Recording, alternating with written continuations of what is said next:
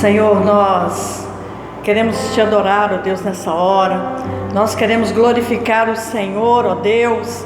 Nós queremos agradecer ao Senhor, ó Pai, por essa manhã, Deus, maravilhosa, Pai, gloriosa, Senhor Deus, que o Senhor, meu Deus, preparou para nós, ó Deus querido. Muito obrigado, Senhor amado. Nós pedimos ao Teu Santo Espírito que o Senhor venha falar conosco, ó Deus, nessa manhã, através da Tua palavra. Usa, Deus, o Teu servo, a Tua serva que irá trazer, ó Deus, este estudo nesta manhã, que ele venha, Senhor Deus, com riquezas, ó Deus, para a nossa alma, Senhor Deus. Muito obrigado, Senhor Deus. Muito obrigado, ó Deus, por tudo que o Senhor tem feito, Pai. Nós te louvamos, nós te agradecemos, ó Deus, por tudo, ó Pai, nesta manhã, ó Deus. Fala conosco, ó Pai, em nome do Senhor Jesus. Amém.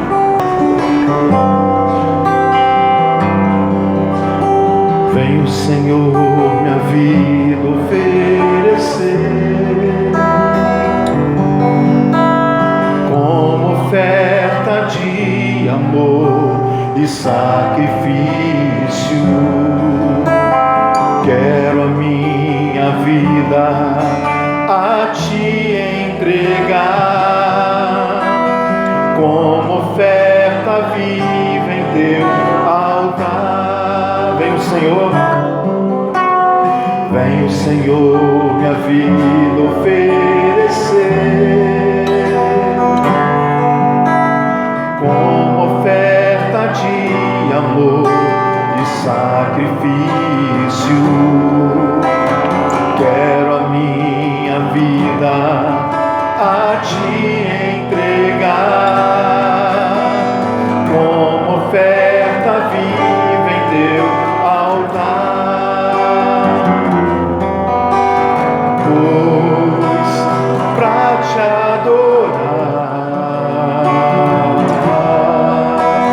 foi que eu nasci. Cumpre em mim o teu querer, faça o que está teu coração, e que a cada dia eu queira mais e mais estar ao seu lado, estar ao seu lado, estar ao seu lado, Senhor. Vamos sentar, meus irmãos. Senhor nosso Deus, eterno Pai, nós viemos aqui com um propósito, com o objetivo de buscarmos a Tua face e de invocarmos o Teu santo nome neste lugar. Queremos que o Senhor, através da Tua palavra, possa nos falar de maneira tal que ao sairmos daqui, possamos sair daqui mais cheios da Tua palavra e cheios de fé no Teu Espírito. Fica conosco e derrama o óleo fresco sobre nós nesta manhã. Oramos no nome de Jesus. Amém. Amém. Podem sentar, meus irmãos. Pode ser. Melhor, né? Aham, Isso, melhor. com a mão livre. Tá, dá pra usar aqui também? Tá. Isso. Bom dia, irmãos. Hoje nós vamos estar falando da lição, né? Como está ali no projetado, sobre a divisão do reino. Porém, antes de começar a falar sobre a divisão, eu vou voltar um pouquinho, só fazendo um resumo para a gente entender o que aconteceu para que ocorresse a divisão no reino de Salomão, né? No caso, a gente começou falando sobre Salomão nas aulas passadas, e aí a gente vai entender. Eu vou voltar um pouquinho, não é a aula número 1, tá? Não vou falar novamente, é só um resuminho que a gente precisa estar fazendo para poder entender. Então, nas aulas anteriores, a gente ouviu falar da sabedoria, né? Foi falado sobre a sabedoria, sobre a construção do templo, sobre como foi feito, tudo perfeito, né? Igual o pastor falou, não foi usado martelo, não foi usado, tudo muito bem planejado e preparado para fazer o templo do Senhor. Então a gente viu coisas maravilhosas que Davi deixou preparado, que Salomão executou para que esse templo fosse feito. Porém, irmãos, antes que acontecesse essa divisão do reino, esse reino era unificado, ele era um reino único, né? Das 12 tribos de Israel. E aí eu queria falar com vocês algumas coisinhas sobre esse reino unido. Primeira coisa, ele durou, antes de dividir, 120 anos. E por ele se passaram 3 reis. E quem lembra qual foi o primeiro rei de Israel? Saul, isso. Saul foi o primeiro rei de Israel, depois foi Davi e depois Salomão. Davi, ele contribuiu com o crescimento do povo de Israel. Salomão contribuiu com o crescimento financeiro de Israel. Essas foram algumas características específicas, né, de cada um. Porém, Salomão, apesar de toda a sua grandiosidade, né, de toda a sua sabedoria, que é uma característica dele, quando a gente fala de Salomão, eu acho que todo mundo lembra da sabedoria de Salomão. Porém, Salomão se desviou do caminho do Senhor. E aí a gente precisa ver esses pontos para a gente entender por que aconteceu essa divisão. Então eu gostaria de convidá-los a abrir a palavra no livro 1 Reis, capítulo 11.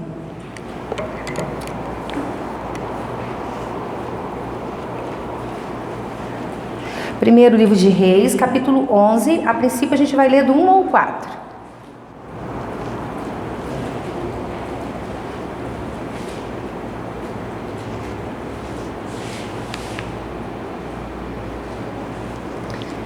Antes da gente começar a ler, irmãos, eu vou só, aqui é o reino unificado. Essa partezinha clara é a parte que Saul conquistou. Essa parte roxa é a parte em que Davi conquistou. Olha o tanto, né, de território que Davi conquistou. E essa parte aqui em cima foi as conquistas financeiras de Salomão, que ele tinha um relacionamento muito intenso, né, com o comércio externo. Então ele tinha também essa parceria fora aí só da parte financeira, que ajudava o reino, né? Então vamos ler juntos agora. 1 Reis 11. E o rei Salomão amou muitas mulheres estranhas, e isso além da filha de Faraó, moabitas, amonitas, edomitas, sidonias e etéias. Das nações de que o Senhor tinha dito aos filhos de Israel, não entrareis a elas, e elas não entrarão a vós. De outra maneira, perverterão o vosso coração para seguir-te os seus deuses. A estas se uniu Salomão com amor. E é a essas que o Senhor disse que não era, para que a nação entrasse nessa, né, com eles. E a última frase que a gente lê é que uniu com amor Salomão a elas. E tinha 700 mulheres, princesas e 300 concubinas, e suas mulheres lhes perverteram o seu coração. Porque sucedeu que no tempo da velhice de Salomão, suas mulheres se perverteram o seu coração para seguir outros deuses, e o seu coração não era perfeito para com o Senhor seu Deus, como o coração de Davi, seu pai. Com essas atitudes, irmãos, nós vamos ler agora o versículo, continua no capítulo 11, no versículo 11 e 12. Pelo que disse o Senhor a Salomão, pois que houve isto em ti, que não guardaste o meu conserto e os meus estatutos que te mandei, certamente rasgarei de ti este reino. Agora presta atenção nessa frase, irmãos, guarda aí no coração. E o darei a teu servo. Todavia, nos teus dias não farei, por amor de Davi teu pai, da mão de teu filho o rasgarei. O Senhor, ele fala, né, para Salomão. Ele mostra, aqui nos primeiros versículos que nós lemos, ele mostra o que Salomão fez, que Salomão se envolveu com quem não deveria, com quem Deus havia dito que não poderia. Ele foi lá e ainda se relacionou e amou, né, esse povo que não poderia se misturar. E logo depois a gente leu Deus mostrando para Salomão o que aconteceria, porque ele fez o que não deveria.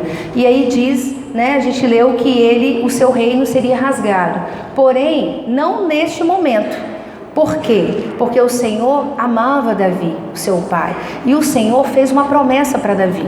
E nós sabemos que o nosso Deus é um Deus de promessa, e Ele cumpre o que Ele promete. E Ele havia prometido para Davi que não faria nada. No segundo livro de Samuel, eu vou ler para vocês aqui que eu já deixei separado. É 1 Samuel, se alguém quiser anotar, capítulo 7, e o versículo é 12 ao 15. Diz assim: isso é o Senhor falando para Davi: quando teus dias forem completos e vires a dormir com os teus pais, então farei levantar depois de ti a tua semente, que sair das suas entranhas, e estabelecerei o seu reino.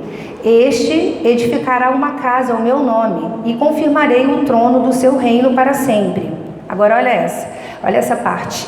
Eu lhe serei por pai, e ele me será por filho. E se vier a transgredir, castigá-lo-ei com vara de homens e com açoites de filhos de homens. Mas a minha benignidade se não apartará dele, como a tirei de Saul, a quem tirei de diante de ti. Então o Senhor diz para ele que ele não fará nada, porque ele prometeu isso a Davi, que ele não iria fazer nada com o seu filho, né? Que ele iria castigá-lo, que ele iria corrigi-lo se fosse preciso, caso ele fizesse algo de errado, se ele tivesse uma transgressão, ele seria corrigido com a vara, né, de homem, porém, ele não faria nada no reino de Salomão, por amor a Davi. Então, o nosso Deus, que é um Deus que promete e cumpre, cumpriu o que ele havia prometido, então, ao pai de Salomão. E aí eu fico perguntando, irmãos, quando eu estava estudando essa palavra, veio à minha cabeça, e não é a primeira vez, eu não sei se vocês já pensaram nisso, como que esse homem, Salomão, com a sabedoria, né, que ninguém teve até hoje, como que ele pôde permitir que isso acontecesse na vida dele?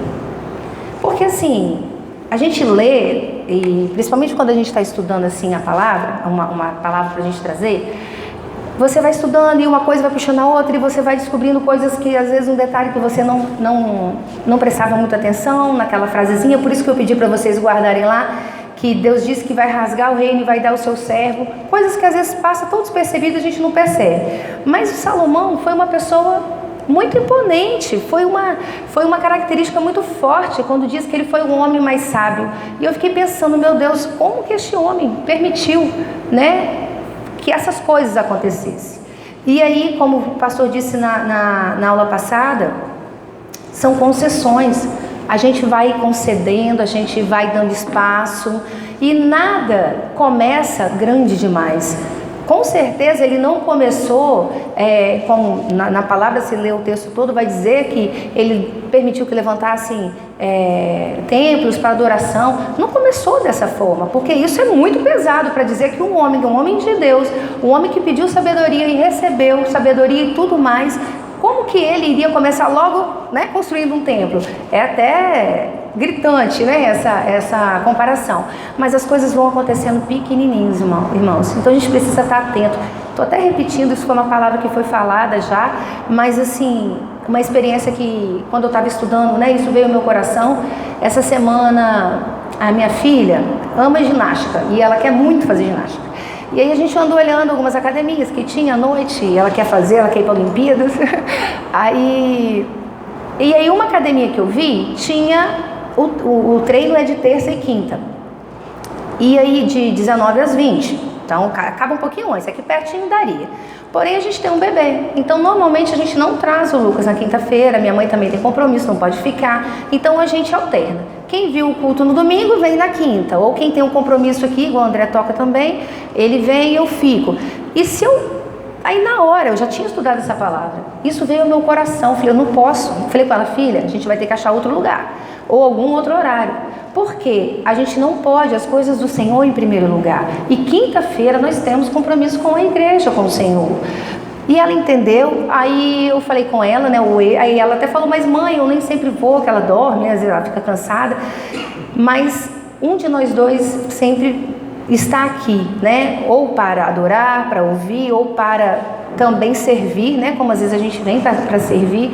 E isso atrapalharia. E eu disse a ela que eu não ia conceder, que isso começa, a princípio, é uma coisa tão pequenininha. Eu falei, poxa, Poderia chegar um pouquinho atrasado, outro quinta-feira não vi, mas as coisas começam desse tamanhozinho, irmãos. Não estou dizendo que eu não cometa outras, tem tantas outras coisas, mas essa situação pontualmente incomodou meu coração quando eu estava estudando essa palavra. Que são coisas que às vezes a gente acha que não tem nada a ver, mas tem. A gente vai cedendo, a gente vai... Aquilo começa a se tornar normal, aí daqui a pouco a gente dá mais um passo e aí vai indo. Mas eu não vou entrar nesse assunto, porque esse assunto já foi falado. Eu só senti a necessidade de falar, de compartilhar, porque foi uma palavra que falou muito ao meu coração quando eu estava estudando sobre Salomão, sobre essa atitude que ele teve, né? Sabendo tudo que ele sabia, tudo que o pai dele, né, passou com o Senhor, então teve de experiência com o Senhor, e ele permitiu que isso acontecesse, e que isso não aconteça nas nossas vidas, que a gente não permita que isso aconteça, irmãos. E aí, após isso, após o Senhor dizer para ele que o reino ia ser rasgado, ia ser tirado da mão do filho dele, né, não dele, acontece uma profecia. Lá, continuando no capítulo 11, lá no capítulo 11, no versículo 30, diz assim, no 29. Sucedeu, pois, naquele tempo, que saindo Jeroboão de Jerusalém, o encontrou o profeta Aías. Eu vou pular, que aqui só descreve ele. E aí, em 30. E Aías pegou no vestido novo que sobre si tinha e o rasgou em 12 pedaços. E disse o profeta Jeroboão: toma para ti os 10 pedaços, porque assim diz o Senhor Deus de Israel: eis que rasgarei o reino da mão de Salomão, e a ti darei as 10 tribos. Porém, ele terá uma tribo por amor de Davi, meu servo, e por amor de Jerusalém, a cidade que elegi de todas as tribos de Israel. Quem é Jeroboão? Lembra aquela parte que eu falei para vocês lá atrás, que o Senhor rasgaria e daria um servo? Jeroboão era servo de Salomão. Ele era um homem de confiança. No versículo 28 diz que ele era um varão valente e que o Senhor deu a ele a casa de José para que ele cuidasse de tudo. Então ele era um pouco já até de líder. Ele era uma pessoa de confiança, né? Ele deu para ele o compromisso, o trabalho, né, de cuidar da casa de José. Então Jeroboão, ele começa a ser perseguido por Salomão, né, após a profecia, e ele foge para o Egito para poder se preservar, né, preservar a sua vida e esperar que Salomão morresse para depois voltar então para sua terra, né, para sua família. E aí, irmãos, aqui, desculpa com óculos, é porque é novo, assim, eu estou começando agora, eu não sei ainda lidar muito com ele, que é só para perto, eu coloco o tiro.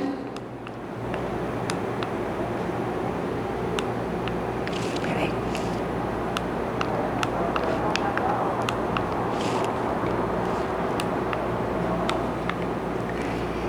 Depois dessa breve introdução, não está na lição, tá? Ela não fala, a lição não fala disso, ela vai direto para a divisão dos reinos. Porém, eu achei prudente, quando eu estava estudando, trazer essas partes para que a gente entendesse da onde que surgiu essas palavras que o Senhor diz que iria dividir o reino. Então, após Salomão ter, né, descumprido o que o Senhor havia dito a ele, que se ele servisse, se ele fosse como o pai dele, que seguisse os caminhos do Senhor, né, que ele seria próspero. Porém, ele não fez. E lá nas leis, em Deuteronômio, tem as leis dos reis, que diz assim: não terás muitas mulheres. E ele teve 1000. Não terás muitos cavalos. Ele tinha muitos. Então, assim, existia a lei, ele não seguiu. Existiam as regras, ele não seguiu. Então, por isso que o Senhor, né, disse a ele que o reino dele, então, iria ser rasgado. Vamos ler o que quem está com a revista, né, é a leitura que a revista sugere.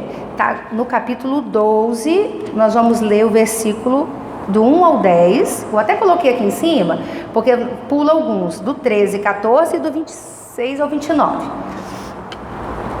E foi Reboão para Siquém, porque todo Israel veio a Siquém para o fazerem rei. Reboão é o filho de Salomão, então ele veio para Siquém, porque eles iriam então coroá-lo rei. Sucedeu, pois, que, ouvindo Jeroboão, filho de Nebate, estando ainda no Egito, porque ele fugia diante do rei Salomão, né, e habitava Jeroboão no Egito, enviaram e o mandaram chamar. E quem? As tribos, irmãos, porque a gente vai chegar lá na frente, então porque mandaram chamar e enviaram, são as tribos que queriam que ele viesse como líder, né? Como líder deles, para estar reivindicando algumas coisas que a gente vai ver durante o texto. E Jeroboão e toda a congregação de Israel vieram e falaram a Reboão, dizendo: teu pai agravou o nosso jugo. Agora, pois, alivia tu a dura servidão do teu pai e o seu pesado jugo que os impôs, e nós te serviremos. E ele lhes disse: ide vós ao terceiro dia e voltai. E o povo se foi. E teve o rei Reboão conselho com os anciãos que estavam na presença de Salomão seu pai, quando este ainda vivia, e disseram: como aconselhai vós que se responda a este povo? E eles falaram: se hoje fores servos deste povo e os servires, e respondendo-lhes lhes falares boas palavras, todos os dias lhes serão teus servos. Porém, ele deixou o conselho que os anciões lhe tinham aconselhado, e teve conselho com os mancebos que haviam crescido com eles, que estavam diante dele. E disse-lhes: que aconselhai vós que respondamos a este povo que me falou, dizendo: alivia o jugo que teu pai nos impôs? E os jovens que haviam crescido com ele lhe falaram, dizendo: assim falarás a este povo que te falou, dizendo: teu pai fez pesadíssimo o nosso jugo, mas tu alivia de sobre nós, assim lhes falarás: meu dedo mínimo é mais grosso do que os lombos do meu pai. Assim que, desculpa, até o 10, eu estava passando para o 11. Então, os jovens disseram para que ele falasse, né, para quem pediu que ele aliviasse o jugo, que o dedo mínimo dele seria mais grosso que o lombo do pai dele. Versículo 13. E o rei respondeu ao povo duramente, porque deixaram o conselho que os anciões lhe haviam aconselhado. E lhes falou conforme o conselho dos jovens, dizendo: meu pai agravou o vosso jugo, porém eu ainda aumentarei o vosso jugo. Meu pai vos castigou com açoites, porém eu vos castigarei com escorpiões. 26. E Jeroboão edificou a Siquém no monte... E disse Jeroboão no seu coração: agora tornará o rei à casa de Davi. Se este povo subir para fazer sacrifício na casa do Senhor, em Jerusalém, o coração deste povo se tornará seu senhor, e Reboão, rei de Judá, me matarão, e tornarão Reboão, rei de Judá. Pelo que o rei tomou conselho, e fez 2 bezerros de ouro, e lhes disse: muito trabalho vos será o subir a Jerusalém. Vês aqui teus deuses, ó Israel, que te fizeram subir na terra do Egito. E pôs um em Betel e o outro em Dan. A revista, ela sugere essas partes da Bíblia, que são 3 partes, na verdade, diferentes, né? Separadas. Que no final aqui eles já estão Jeroboão já está à frente da tribo, né? Das 10 tribos. Então eu acabei lendo, mas a gente poderia ter lido em partes menores, até desculpa, porque às vezes confunde um pouco. O que acontece, irmãos? Reboão, porque os nomes são parecidos, né? Reboão, ele é filho de Salomão e ele assume o reino neste momento. Só que ele, ao invés de dar ouvidos àquelas pessoas sábias que eram os conselheiros do seu pai, ele preferiu dar ouvidos aos seus amigos, né? Aos seus jovens amigos que cresceram com ele.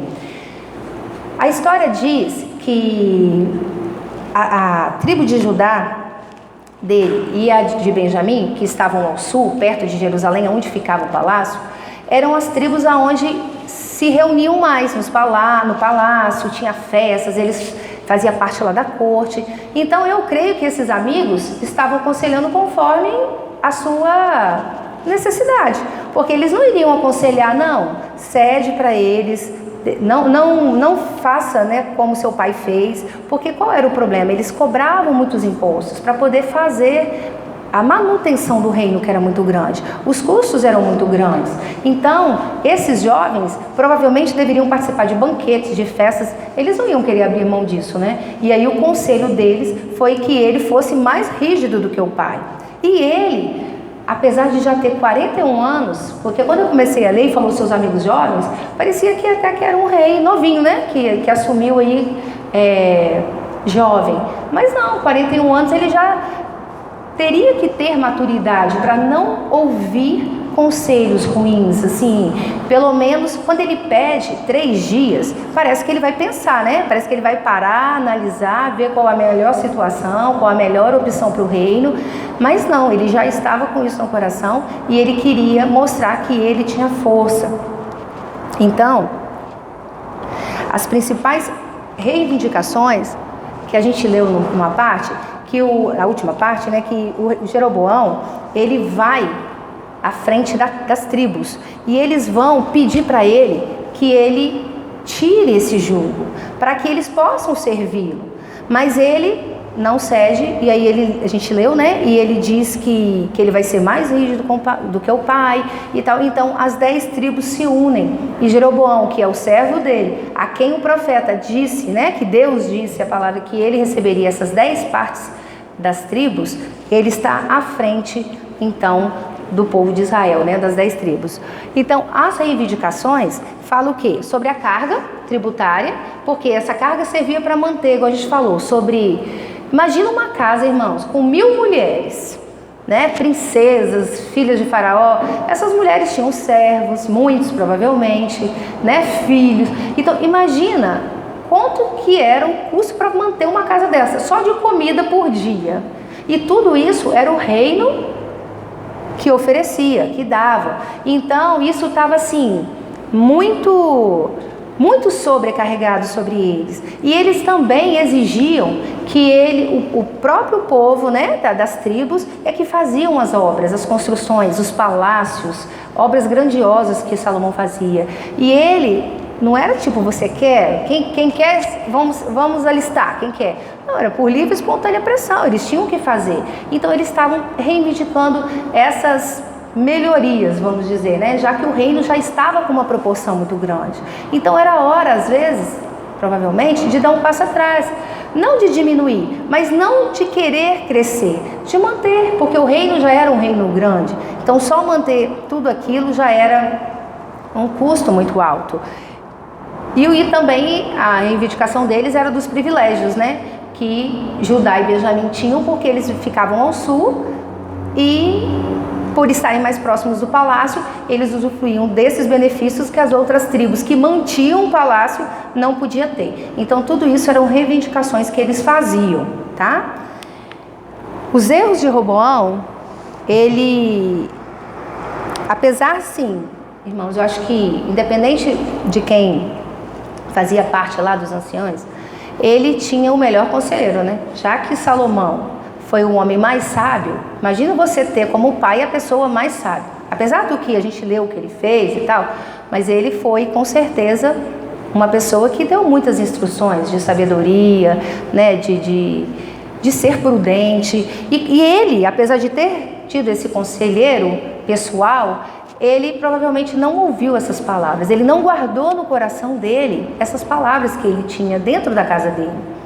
E aí, irmãos, eu fico pensando assim, nós estamos aqui ouvindo a palavra do Senhor, ouvindo instruções dele, né? Na verdade, quando a gente para estudar, cada versículo desses que a gente lê, que o Senhor diz para alguém aqui da Bíblia, que a gente está lendo para algum personagem, é uma instrução para nós, para o dia de hoje, né? E quando ele diz aqui, se você for me servir como teu pai, porque Davi foi conhecido como um homem segundo o coração de Deus, então ele dizia isso para Salomão, se você for como seu pai, eu vou te honrar, eu vou cumprir com as minhas promessas, como ele fez, né? Ele fez com Davi, apesar de ele deve ter ficado muito pé da vida com Salomão, ele disse, ó, apesar do que eu prometi para seu pai, apesar do que você fez, não vai ser você que irá perder o reino, né? Será seu filho. Então, eu fiquei pensando nisso, né? Que a gente possa, irmãos, quando a gente escuta uma palavra aqui de instrução do Senhor, que a gente possa permitir que essa palavra entre nos nossos corações. Porque só ouvir, ou só, sim, a gente faz isso, né? Sim, eu creio, eu aceito, mas às vezes a gente passa por situações que é hora de colocar em prática o que a gente ouve, o que a gente concorda. Quando a gente diz que crê que o Senhor é sobre todas as coisas, que é Ele que sabe de tudo sobre a nossa vida, por que numa hora de desespero bate o medo? Não, sim, não estou dizendo que não possa ter medo, mas a gente não pode ter desespero, porque a gente crê que o Senhor está acima de todas as coisas, que tudo só vai acontecer se for de acordo com a permissão dEle. Então, que a gente possa guardar essas palavras do Senhor e na hora de precisar, que a gente precisar de um conselho, que a gente possa ser direcionado pelo conselho, pelas palavras que o Senhor tem para nós, né? E não sair por aí ouvindo conselhos de quem não quer o nosso bem, ou de quem só pensa em seu benefício, que era o caso dos amigos que eu creio. E com esses amigos, eu até lembrei, né, tem aquele ditado que diz assim, que com um amigo desse, quem precisa de inimigo? Então assim, ele não precisaria nem ter inimigos, porque com esses amigos que ele teve, que deram esses conselhos para ele, já fez com que ele viesse a ruína, né, que viesse a divisão do reino.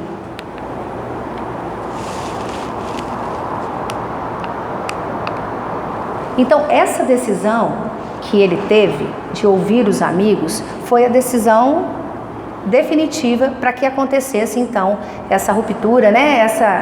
Que o reino fosse rasgado, né? Alguém tem alguma dúvida? Quer fazer alguma pergunta? Não?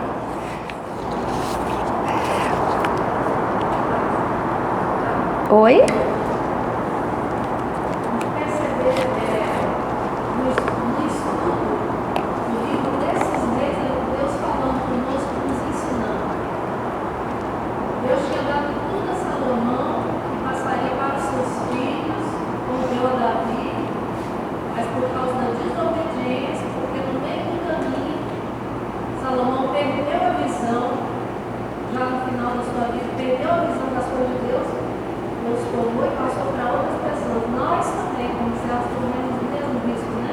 Sim. Deus tem algo preparado para nós, para a nossa geração, para os nossos filhos, por causa da nossa desobediência, por causa da sutileza de Satanás em nos enganar. Muitas vezes nós perdemos a bênção. Verdade. Perdemos a bênção, às vezes no final da vida. Às vezes no final da vida. Às vezes na velhice. Precisamos ter cuidado durante toda a nossa vida. Às vezes na velhice nós perdemos as coisas por causa da sutileza de Satanás. Deus tira da nossa mão e passa para o outro. Porque nós não fomos vigilantes. Então a nossa vigilância tem que ser, como o Senhor diz, a fidelidade tem que ser até o fim, até a morte. Vigilantes até a morte, porque Satanás ele não brinca em tempo nenhum. Sim, com certeza. E aí, em relação aos conselhos, eu vou ler a síntese. Quem tem a revista, está na página 14, que tem assim, síntese do tópico. Diz assim: saber distinguir os bons dos maus conselheiros é essencial no momento de tomar alguma decisão importante na nossa vida. E aí Roboão, a gente viu que ele tomou a decisão errada e o reino foi rasgado, como o Senhor havia dito. Olha lá, ouve, aqui é um provérbio que eu coloquei para a gente ler junto. Ouve o conselho e recebe a instrução para que seja sábio nos teus dias por vir. Muitos propósitos há no coração do homem, mas o desígnio do Senhor permanecerá. Né? Então, Provérbios, ele tem muitas passagens que falam sobre isso, sobre sabedoria, sobre conselhos, né? Tem muitos versículos legais falando disso. Aqui, então, a gente viu que a decisão errada dele fez com que o reino fosse rasgado. E aí eu trouxe para vocês um mapa desse reino dividido, né? Era uma só, como a gente viu lá no começo, aquelas cores, né, que foi ampliando. E o reino ele foi dividido assim, né? Israel ficou em cima e Judá ficou embaixo. Então, irmãos, reino de Israel, ele também pode ser reino do norte, reino de Efraim, porque Jeroboão era da tribo de Efraim. Então, se vocês lerem aí alguma versão, a tribo do norte, em algum estudo, é a tribo de Israel. O reino de Israel, desculpa. E embaixo Judá, que foi onde o filho de Salomão ficou a tribo de Judá e a tribo de Benjamim. Agora, olha algumas coisas assim curiosas que eu deixei nessa figura assim pra gente ver. Jeroboão, ele foi servo, né? Então ele herdou as 13 tribos, que eram as 13 partes lá da veste que o profeta havia falado. E o Roboão, ele recebeu só a tribo de Benjamim e ele, né? Judá. Norte, houve 9 dinastias, 9 famílias diferentes foram passando. Não havia um histórico, né? Um ser hereditário, não existia isso, era alternado. E no sul só houve foram 19 reis no norte, 19 reis no sul. Do sul só houve uma dinastia, todos eles foram descendentes de Davi, nesse reino de Judá. A princípio aqui, Jeroboão, que a gente leu lá no começo falando que ele chegou a Siquém, né? E toda a congregação chegou a Siquém. A capital era Siquém, depois passou para Samaria. E no reino de Judá era Jerusalém. A última parte que nós lemos, irmãos, não sei se vocês lembram lá da última, os versículos que nós lemos, fala sobre o bezerro de ouro. Jeroboão, quando assumiu o reino, ele fez um bezerro aqui e um aqui, no norte, porque aqui tá, desculpa, um por aqui em Betel e Dan, porque Jerusalém estava aqui. Qual era o medo dele? O medo dele era que o povo das 10 tribos fosse para Jerusalém peregrinar como eles iam, né? Como era uma lei, para poder adorar o Senhor. E ele resolveu então levantar os templos e fez esses 2 bezerros de ouro para que eles pudessem adorar. E por incrível que pareça, o povo aceitou, né? E aí vem essa parte de idolatria, essa parte que às vezes, irmãos, é muito difícil de entender como que o povo aceitava isso, né? Foram várias gerações, várias partes acontecendo a mesma coisa, eles vendo o que o Senhor orientava, o que o Senhor falava, e eles ainda faziam e o povo aceitava. É uma coisa estranha de entender, né? E aí, o que aconteceu? O povo não vinha para Jerusalém para adorar, ficava lá e adorava então os bezerros lá de ouro, né? Então, no próximo slide eu botei, só para vocês terem uma ideia, só que não vou ler não, tá? Tem olha que agarra.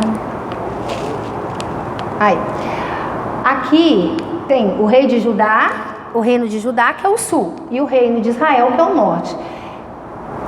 Todos esses aqui foram os reis que passaram, os 19 reis que passaram, né, por cada reinado. No rei de Israel, que é o norte, nenhum deles serviu ao Senhor. Nenhum dos 19 reis serviram ao Senhor. No sul, que eram os descendentes de Davi, dos 19, 12 não serviram, mas 7 serviram, né? Então já é alguma coisa, né? Porque de 19, nenhum do sul, do norte, fez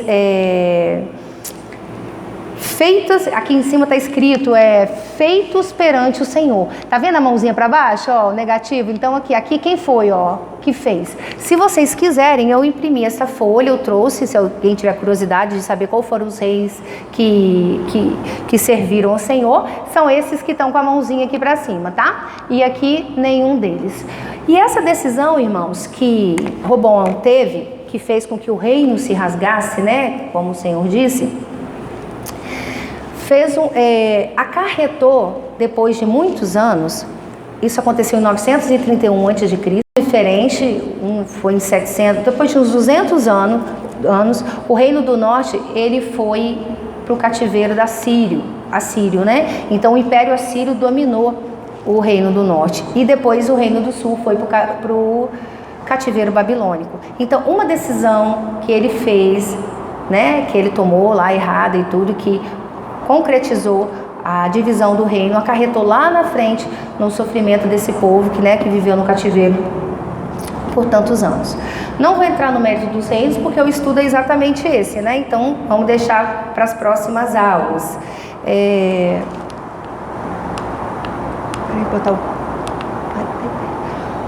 A gente já falou lá das características do Roboão e agora a gente vai falar do Jeroboão, que a gente viu que ele era servo, né? Mas o problema do Jeroboão foi a idolatria. Isso fez com que ele fosse amaldiçoado, né? Que ele por Deus. Aqui diz, ó, primeiro ele construiu os santuários, que nós já falamos, né? Que Dan e Betel, e que o povo ia. E em segundo, a consequência da idolatria foi um castigo divino sobre ele e a família dele. Vamos ler lá em Reis 14, 9 e 10. Por essa idolatria que ele fez, olha o que o Senhor disse para ele. Reis 14, 9 e 10. Antes tu fizeste o mal pior do que todos os que foram antes de ti, e foste e fizeste outros deuses e imagens de fundição, para provocar minha ira, e me lançaste para trás das tuas costas. Portanto, eis que trarei mal sobre a casa de Jeroboão, e separarei de Jeroboão todo o homem até ao menino, tanto o enseado como o desamparado em Israel, e lançarei fora os descendentes da casa de Jeroboão. Vamos ler junto agora? Como se lança fora o esterco, até que todo se acabe. Então o Senhor castigou a casa de Jeroboão, de toda a casa dele. Foi como a pastora Arilma falou, às vezes uma decisão nossa faz com que os nossos filhos, que toda uma geração, que a nossa família pereça por causa disso.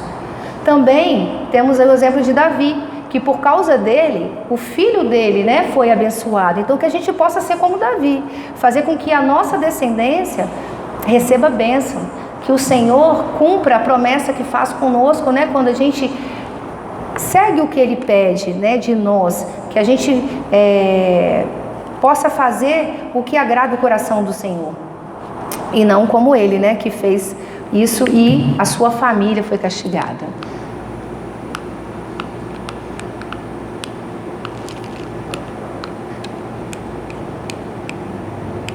Conclusão.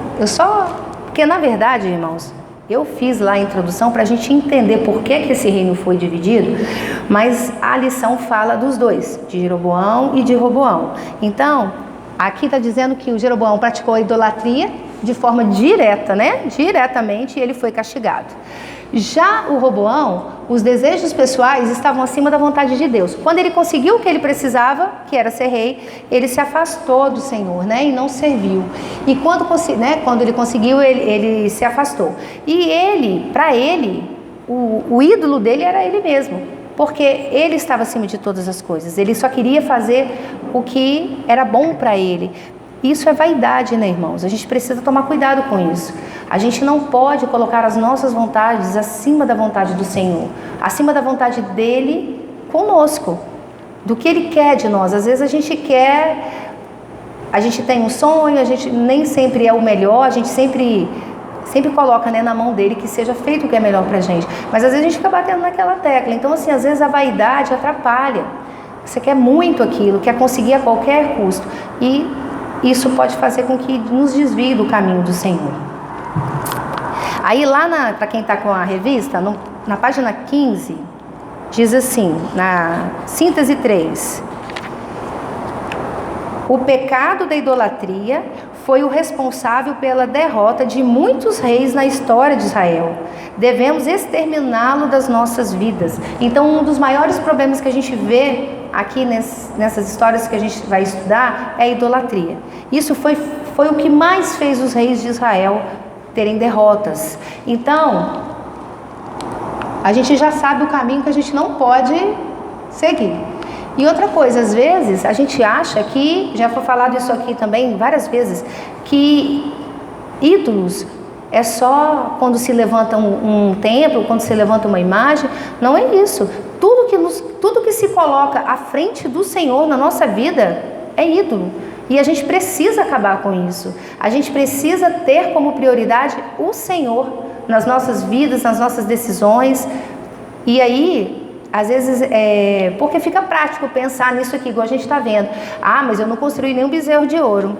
Eu não adoro nenhum bezerro de ouro, então eu estou livre. Não, tudo que a gente coloca à frente do Senhor se torna ídolo. E o Senhor, no livro de Isaías, ele diz que ele não divide, não é verdade? Ele não divide a glória dele com ninguém.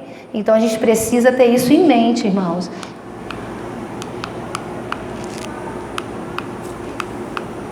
Não tá. Agora, sim, mas eu tava. Aí agora a última pergunta, irmãos. O que nós vamos escolher para as nossas vidas? Bênção ou maldição? Lá em Deuteronômio 11, 26, 28, diz assim: eis que hoje eu ponho diante de vós a bênção e a maldição. A bênção quando cumprirdes os mandamentos do Senhor vosso Deus, que hoje vos mando.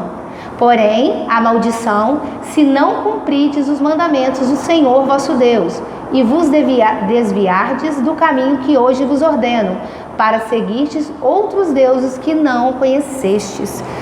Aí fica, né? Creio que a gente sabe a resposta de todo mundo, mas o que você vai escolher para a sua vida? É bênção ou maldição? Então essa palavra é forte, né? Assim, de pensar em maldição, de castigo, como Jeroboão recebeu, mas que a gente sabe que o caminho é esse. É colocar o Senhor à frente de tudo, na nossa vida, na vida da nossa família, e que o Senhor olhará sempre por nós, né? Nos direcionará, pedir que Ele nos dê sabedoria para fazer escolhas certas, para ouvir conselhos certos, para que desvie de nós pessoas que venham dar conselhos para nos atrapalhar, né? Para nos embaraçar. E essa é a mensagem de hoje, é a lição de hoje. Eu espero que possa ter edificado. Se vocês tiverem alguma dúvida, porque é muita informação. Quando eu comecei a ler, irmãos, é muita coisa. E assim, uma coisa vai puxando a outra e você quer... Por exemplo, essa primeira parte que eu trouxe não está na revista. Mas eu queria trazer para vocês porque eu acho que acrescenta muito a gente entender lá com Salomão o que aconteceu, que só para o filho dele, né? Porque pela regra ele que deveria ter perdido o reino, mas por que ele não perdeu? Por causa do pai dele. Então também que a gente possa ser pais como Davi foi. E essa é a palavra de hoje. Que o Senhor possa nos abençoar todos os dias. Amém? Meus irmãos, louvado seja Deus por essa lição. E antes de você ficar em pé, eu quero falar uma coisa com os irmãos. Por que foi colocado 2 touros? Porque o touro, antes de ser uma ideia de uma imagem a ser adorada, ele é um símbolo de poder e força. Até hoje, o touro é considerado um símbolo de poder e força.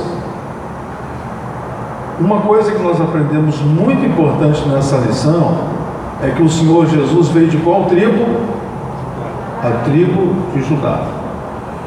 Nós não adoramos o touro, nós adoramos o leão. É por isso que quando nós cantamos, toda vez que a gente for cantar agora, a gente deve se lembrar que nós somos descendentes do leão. A nossa natureza precisa ser diferente. Mansos como a pomba, prudentes como a serpente, mas corajosos como o leão. Vamos ficar de pé, nós vamos adorar a Deus com esse cântico.